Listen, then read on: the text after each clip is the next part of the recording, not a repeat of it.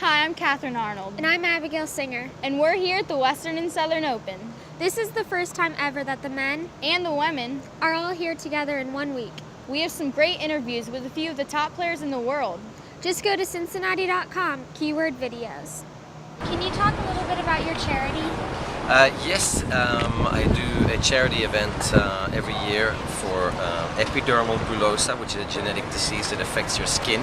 The organization is called Debra of America, and I have one son, Eric, who's 14, who has this genetic disease, and he's fine. He suffers from water blisters and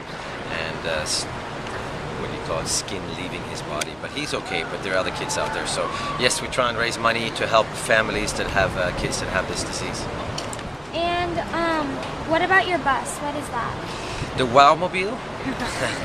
It's Wilander on wheels, it's called, and it's a traveling tennis fantasy experience where we travel around North America and to clubs and sometimes to private courts, and we do clinics, teach tennis, play doubles, play singles, and we've been doing it for a year and a half. That sounds fun. So what is your life like after tennis? Well, that takes up a lot of the time. That takes up about 10, 12 weeks a year in this Winnebago. We're traveling around. Apart from that, I do some commentating and TV stuff for Eurosport, which is sort of a European ESPN. And then I play some senior tournaments on the ATP Senior Tour and some exhibitions with the older guys. Any funny moments traveling in the bus that you could share with us? A lot of fun moments. We get stopped by the police quite often, actually, because we have our pictures. My picture is on the side, and it's sort of 4 times the size of me. And I think we drive at odd hours of the day, very late at night, because we go from one club to the next at night. And so they stop us, and I think they have nothing better to do, and they have a good chat, and they realize that we're just normal working people. So, if there was one match you could go back to, what would it be?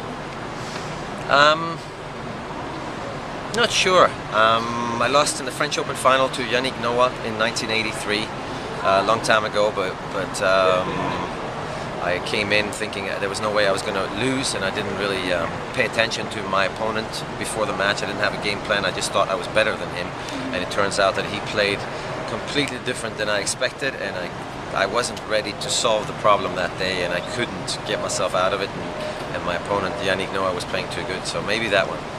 Do you have like a favorite victory that you had? I have many favorite victories.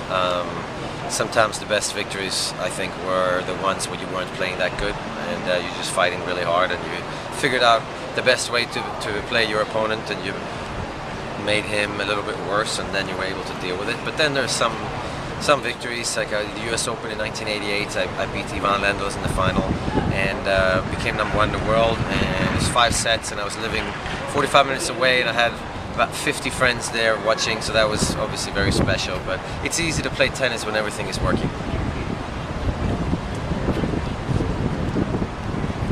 If you were in charge of tennis. So if you were in charge of men's tennis, what would you change about it? First of all, I'll change the fact that a 47-year-old cannot play on the ATP Tour today. I think that should expand into your 60s.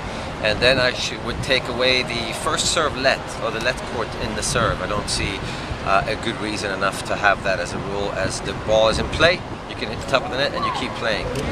Then I would most probably consider either shortening the warm-ups or take them away completely, because in other sports you warm up, but you're warm when you get on the field, you're ready to play. So I think in tennis they should be ready to play, and we should be able to go as soon as you get on, you start serving and playing. Interesting. Thank you. Thanks so much for your time. Thanks.